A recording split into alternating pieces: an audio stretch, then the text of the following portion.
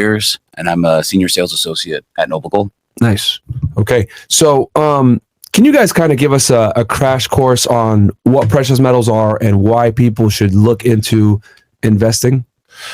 Well, I mean, investing in general? In precious metals. In precious metals. Okay. Compared to other, and we could go ahead and go compare it to other asset classes after. Yeah. Well, I think it is. I always talk about diversification. Yeah. And beginning of your show, you talk about you're on multiple platforms because there's censorship or there's things that can happen on one platform. I have a lot of experience with influencers on YouTube, and YouTube demonetized people, and that's basically how Rumble came about. Yeah. So I believe that for an investment, for an individual, it's really important to have different slices of the pie. Mm-hmm. And I'm a real estate guy too. I actually was in commercial, right? Yeah, I was in commercial real estate and residential or like more business. Commercial real estate. Yeah. I own shopping centers and apartment buildings. I meant like residential, commercial real estate, like apartment complexes. Yeah. So actually, all commercial it would be considered apartments. Yeah. So everything 5 units and up. For everything 5 units up. Okay. Yeah, I haven't done anything smaller than 5 units because there's some benefits to that. But for what I do, it's larger buildings. So I have that. I have stocks. I have crypto. I have the whole thing. But when you look at the world today, and you look at the dollar losing so much value, and you look at inflation and how much things cost.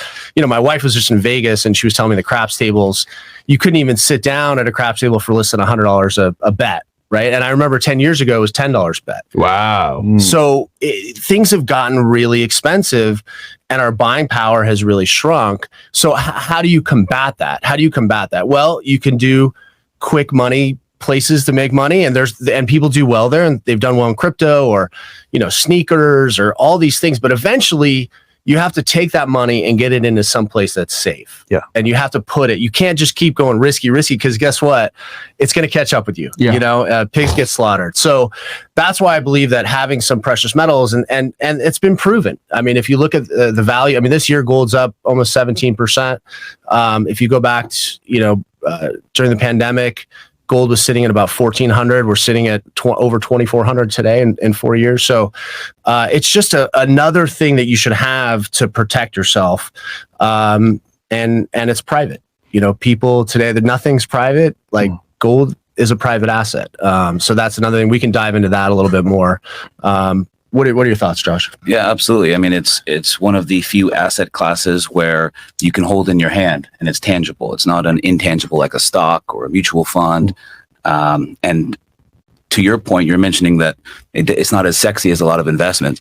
I mean, this is pretty sexy, right? It's in your hands. And it's heavy too, by the way. As soon as I put that in your hand, compare this to this, way better. Yeah. How much is it worth, by the way? That today is about 78,000 today.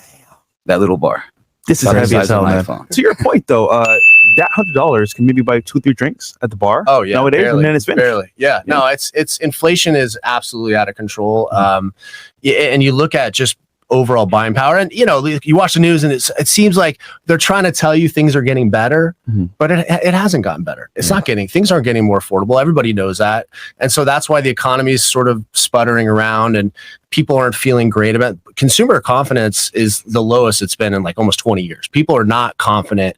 They're not spending money. In real estate, it's a great example. I mean, the loans are not happening. Yeah. And I'll tell you why they're not happening. It's because banks are not confident that it's a good time to loan money. They don't feel confident. It's not like they don't. I mean, do banks? That's why they're charging crazy high interest rates. Right, exactly. A lot of the deals don't even make sense. They do not make sense. And that's because they don't feel there's no confidence and they can't make any profit. And so they're worried about defaults. So they're going to make the criteria very hard and difficult. So as much as I love real estate, and I do have a lot of real estate, I do think it's important that you should have other assets, because people from when the stock market pulled back a few years ago, you're in retirement or you need money, like you're going to sell a house that's down 30-40%. No, you want to wait, right? Well, maybe you sell some of your gold, maybe, you take advantage of the things that are up in value, and gold and silver just really took off because people knew the value of these items. So yeah, I think investing is interesting. I mean, listen, it's a new world, people are buying Nike shoes and selling them and flipping, but that market's got crushed. That market's probably down 50-60%. We were talking before we got on, like he loves watches. Josh is a watch Yeah, that's guy. another asset class. Yeah. And I mean, tell me about what we were talking about. We were talking about the Rolex, or what was the one? One of the more extreme examples was the left-handed Sprite. It's the left-handed Rolex that just came out I think it was in 2022. Okay. And it has everything on the opposite side. And when it came out, it was like 40, almost 50 grand, and they sell for 10 to 12 grand MSRP. And now I could buy one tomorrow for 15.5, 16 grand. I mean, we can go to your buddy's shop right now and get one, right? Yeah. I mean, they have completely come back down to earth. So it's Yeah, I remember like in 2020, 2021, like Rolex watches were selling at a premium. Man. It was crazy. Yep. Yeah, people aren't buying anymore. That buying power that people had is gone. You mentioned earlier that the precious metal asset class is private. Can you explain that for I think I know what you mean by that, but like for the audience, they're like, wait, what does he mean by it being private? Yeah, well, it's the last investment that you own by yourself. Yeah. There's nothing else that unless those shoes and those other things, sure. But obviously what's the market for those? Right now there's no market, right? So if you have a lot of those, things that were hot for a while, classic cars, great example, it's down too. You have to find a buyer. These things have a buyer anywhere in the world. Yeah. Right. And there's a lot of people that say that you can't take this stuff with you. I mean, I flew this here from across the country. I mean, you can move you could put a few $1 million in a shoebox, right? And so what other asset can you do that with? Right. And there really isn't. Take it with you everywhere. Anywhere. Question, with gold, you have to, if you leave the country, you do have to report if it's worth over 10,000, right? But I know people that have been able to get out of the country, and there's a lot of ways to do that. I don't want to get in any trouble here, but we were joking about. We were joking about how the politician. Well, there's the Bob Menendez. Yeah, there's that. But what you were saying about how when there's a lot of boats that lost their. I'm one of the sales guys at Noble, and I have tons of clients that take all their gold and silver on boats and it sinks to the bottom of the ocean, right? I see. Right? All the time. Yeah, there's a lot of Are they Nigerian? Yeah, and you guys haven't acquired any gold or silver before, right? This is you're in silver. Yeah, you're in silver. Okay. But gold, no, not yet. Gold, okay. But yeah, then we could definitely talk about the differences between the two. Yeah. But yeah, did you? We don't want to interrupt you. Did you finish the part with the? Yeah. Absolutely. Okay. Yeah. So he was just talking about privacy, right? I think the idea is that there's ways to keep this stuff private. Also, the fact that you can just store it at your house, right? Yeah. I mean, there's not in a safe, and I think people no banks, and people. The world has become fractionalized. Everything is from real estate to classic art to, you can buy a Picasso, but you get a fraction of it. And people don't realize when you do those, even fractional stocks I've seen, it's such a bad way to invest because when you buy a fraction, the companies charge a really hefty fee. I've seen fees 30-40% in fractional acquiring of items. So what do you really own? You're just a small share. You're getting a fee. And then guess what? You paid 30% coming in. When you get out of it, what's going to happen too? You're going to taxes and you're going to get hit with another fee. So this is an item that you hold. There's no holding fee. You buy it and you keep it. And so if you do the math, that's the thing about real estate. Everyone thinks real estate, because you get a return. But over the last few years, what return have people been getting? I mean, a lot of apartment buildings, tenants aren't paying. They're trying to get out. Vacancies have gone up. Labor costs to fix the apartments has gone. So there's a lot of costs of real estate. I'm not saying it's not a good investment. There's tax advantages. We can go down that rabbit hole for a while, but I'm saying there's not a lot of items that you have control over, and it's in you have it, and you can go anywhere, and it's going to go up over time. Yeah. And how much has gold gone up since, like, let's say 2020? So 2020, so when the pandemic started, gold dropped to $1,200 Silver dropped to $12. Yeah. There's 2,400 now, right? 24.30 today. Yeah, 24.30 today. Silver's at 28.50. 28.50 today. So it's roughly doubled since the pandemic in 4 years. And silver gold has broken its all-time high, but silver, the all-time high is $50 an ounce. So it's still below its all-time high. So that's why a lot of people are diving into silver. They like the potential. But, gold, central banks are buying a lot of gold. And, I think they're going to lower rates. They're talking about lowering rates in September. The Fed's been talking about that. And that would be good because that'll open up the money supply. And this will get, less valuable and, money will get cheaper. Are there any tax benefits to having precious metals like real estate? The tax advantage is in the IRA. You can put, there's a lot of assets people don't know you can put into an IRA. Real estate is one of them. Precious metals is another one. So if you buy precious metals in your IRA and you use an old 401k or an IRA, all the gains in the precious metals stay in the IRA like all the other assets. Okay. The other really exciting thing about how does that go about? Like, do you have to give it to the bank, your precious metals? Can you store it yourself? So you can't store it yourself because you can't store any assets in an IRA yourself because there has to be a third party. So we use a private depository. They're in Texas and Delaware. It's segregated storage. So basically you buy the metal from us, we ship it there. They have a person authenticate it. We take a picture of it, we shrink wrap it, and then we store it for you there. So it's held privately. Now you can get access to it at any time. If it's before 59.5, you have to pay taxes. But what a lot of people are doing right now is because they don't trust the dollar. So they're basically, instead of taking cash as their distribution, they're taking some of their gold. So at retirement, they're taking some of their gold out. So it's a great way to kind of hedge your bet. If you have a lot of money in the stock market and you're looking for something different, you're worried, a lot of people are concerned the stock market might be inflated right now. So it's a great way to kind of hedge your bet against what's happening out there. We had on a couple months ago, Robert Kiyosaki. He spoke about precious metals and gold, especially in silver. Great guy. If I'm like a beginner, how much should I get as a beginner into like silver or gold? How much should I acquire? Yeah, you would say. I mean, it's depends on everybody's needs and their, their background and what they have stashed away. But, I try to get as much as I can. I've been, I bought my first 100 ounces of silver with student loan money that I had extra when I went to college. So that was my first 100 ounce. I still have that, and I have a bunch now. I've built up, quite a bit working at Noble for the last 6-7 years, almost 8 years, I should say. But yeah, it's going back to silver. I really like silver. A lot of my clients really like silver.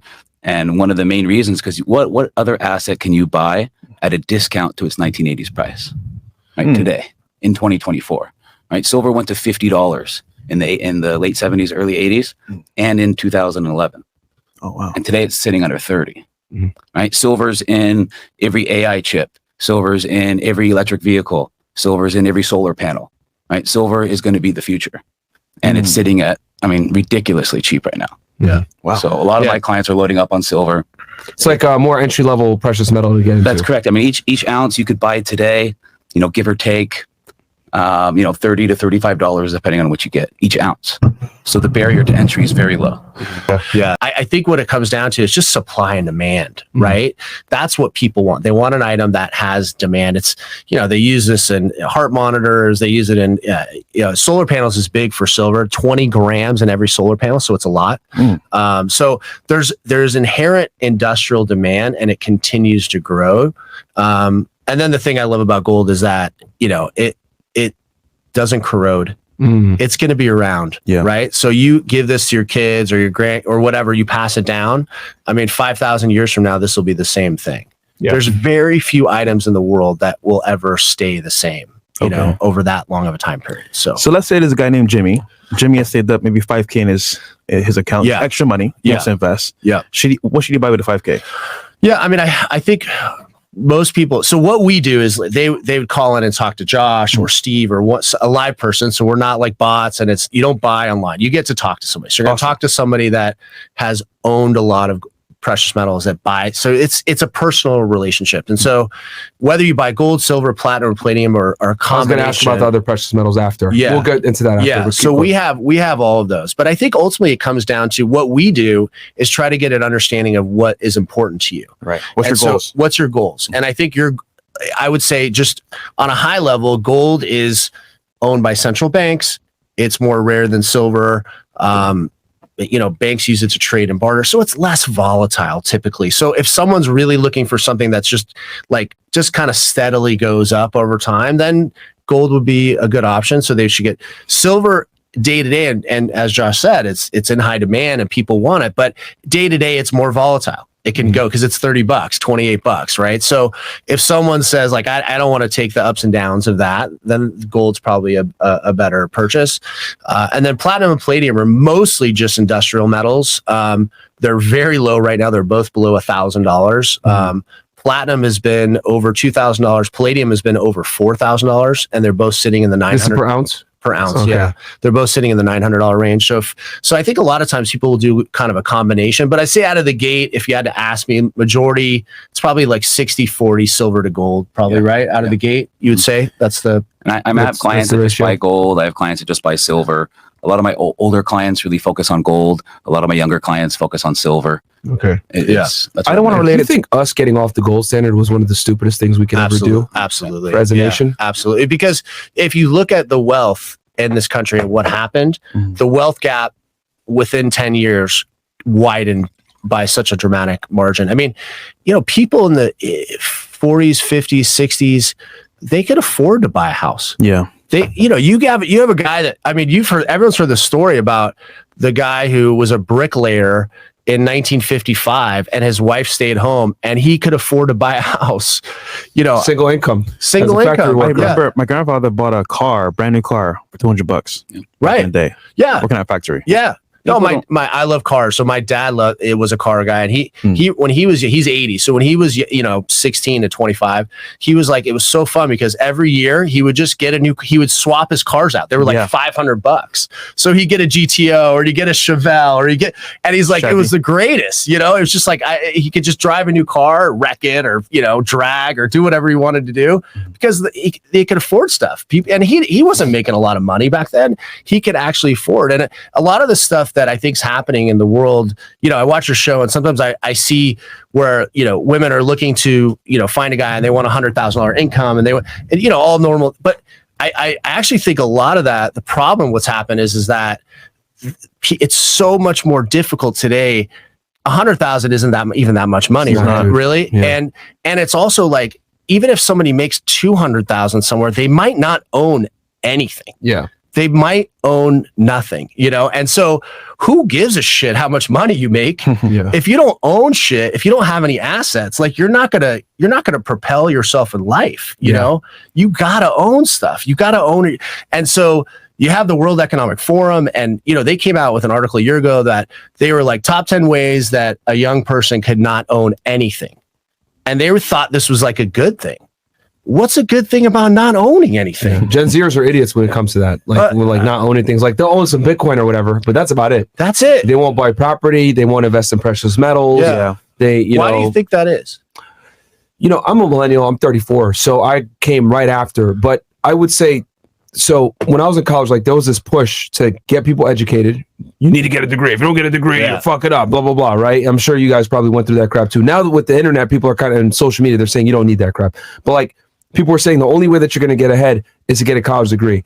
And I mean, a lot of wokies, hey, I don't need to own anything. I'm going to just be free. You know what I mean? Do what I want to do. So, millennials are more likely to rent and everything. And I would say the next generation after us, the Gen Zers, is even more so into we don't need to own anything. Like we'll have some Bitcoin, but I want to be free. This whole concept of like being financially free is kind of like made people think I don't need to own assets because it ties me down. But you really don't own anything in here, right? If Apple, pay your Apple bill or you don't, you're gone. This thing's it's just plastic and, there's nothing here. There's this, you're getting more into the system. It's another way to charge you money. So I think that we've become attached to things that are not really important. And the good thing also, now that you mentioned that, is if you have the precious metals, you buy it one time and that's it. That's it. No bill, no nothing. The bank can't take it from you. Right. You can put it in a safe. Yeah, you got to pay it. So you buy it one time and that's it, and you can hold it for literally years. Yeah. And what we do is, there's basically two ways to do it. You can buy bullion, coins, and bars, which is what we brought. So these get you the most weight, most bang for your buck. Yeah. Then there's rare coins. So you right there, that's actually very interesting. That's a high relief coin. So this is from 1907. Oh, wow. So this is a $20 gold piece. So from 1776 to 1933, the government, there was no paper money. It didn't exist, right? Mm-hmm. There was this. This is a 1 ounce gold coin that has that's valued at $20, and a half ounce gold coin was $10. Quarter ounce gold coin was $5. right? There's almost an ounce of silver in every Morgan silver dollar and Peace silver dollar. Gotcha. So the government couldn't print money back then, right? They actually had to find the gold and silver. They had to mine it. It had real value. Wow. Real value. And when you hear the term "the dollar's as good as gold," it's because the dollar was gold. Right? Yeah. This was the dollar, right? Yeah. Now it's the government can print it out of thin air. It says Federal Reserve note on it, right? Even though there's nothing federal about it. That's exactly held by private banks. That's exactly right. That you pay interest to on every dollar that's created. Exactly. Yeah. And you're never going to be free, right? This really sets you apart. You're no longer exposed to the banks. You're no longer exposed to the financial markets, right? You're holding your future in your hands. Real simple. Yeah. People need to sell it, they sell it, right? That's the beauty behind it. They don't have to, it's not like they're, Jordan that dropped 40%. They actually can make some money. Because I'm thinking, like, let's say I buy some gold now, I hit hard times.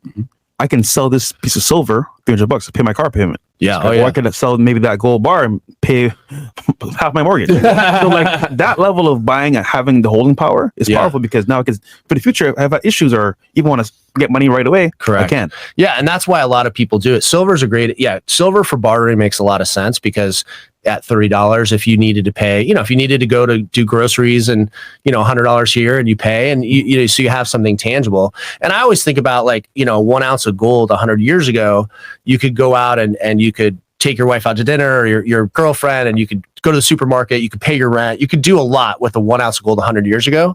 Today, you could do the same. You can almost pay your whole mortgage, right? You could buy groceries. It's still able to do the same things from 100 years ago that it is today. Yeah. Interesting. Because because you just, like, let's say you bought the gold for, like, you got, let's say 2020, $1,200, Yeah. $1,300 back then, that 1 ounce of gold. Well, if you had that $1,200 cash versus using it today, right? You're not going to have the same value in 2024. But if you kept that bar of gold in that 4 years, it's doubled. Well, so it's like great hedge against inflation. Yeah, so Bob, you'll be disappointed. It won't. How much is that? So this bar, this is fractional gold. Okay. Yep. So this is called the combi bar. So I see it has little cuts in it. Yeah. So it's like a little gold Kit Kat bar. So you can actually break this into 1 gram individual sections. Okay. Which is about $85 a gram today, give or take.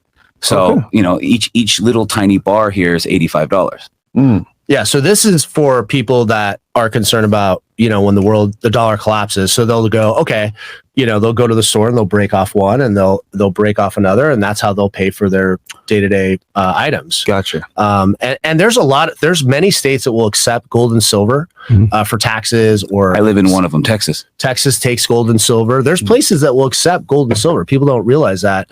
I mean, listen, the states are happy to take gold. They would rather take gold than the dollar, right? I mean, it's if they have a choice. Yeah, and they're just going to put it in their vaults, and then they're going to. Texas has been doing it for about 4 or 5 years, and you could pay your maybe you have a citation or business tax. You can pay it in gold, and they just put it in their vaults, and they're ecstatic. I would keep my gold, but they do give you the option. To do that's that. what Kiyosaki actually said that too. Keep the gold, barter the silver. Yeah, barter the silver. Yeah, and pay them in your cash, right? This is going down a lot in value. This is this is trash basically.